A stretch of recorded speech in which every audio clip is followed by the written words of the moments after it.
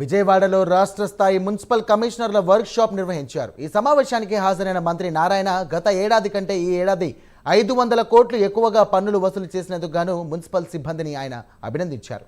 పారిశుద్ధ్య నిర్వహణలో అధికారులు సిబ్బంది అంకిత భావంతో పనిచేయాలని ఆయన తెలియజేశారు. ఇక వేసవిలో తాగునీటికి ఎలాంటి ఇబ్బందులు లేకుండా చూడాలని అన్నారు.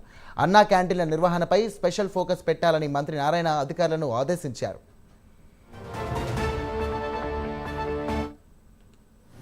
గత సంవత్సరాల కంటే ఒక 500 కోట్ల 300 కోట్ల కలెక్ట్ చేస్తుంది.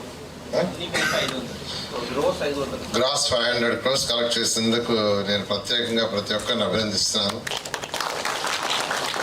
ఎందుకంటే మున్సిపాలిటీస్ అంటే అవి స్వయం పరిపాలన, వాటికి కావాల్సిన ఇన్కమ్ని అవే సమకూర్చుకొని కౌన్సిల్లో పెట్టుకొని రిజల్యూషన్స్ పాస్ చేసుకొని ఎక్స్పెండిచర్ చేయటం ప్రజల అవసరాలను బట్టి.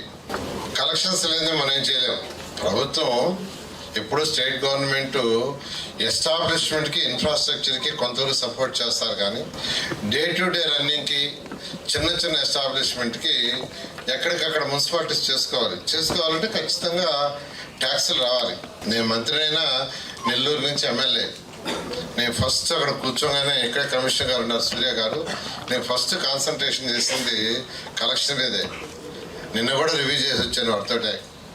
నిన్న కూడా మీ రన్నింగ్ ఎక్స్పెండిచర్ ఎంత, మీ కలెక్షన్ ఎంత, క్యాపిటల్ ఎక్స్పెండిచర్కి ఎంత మిగులుతుంది, నేను వాటితో డిస్కస్ చేసింది. 167 crores సుమారుగా నెల్లూరులో రన్నింగ్ ఎక్స్పెండిచర్కి అవుతుంది.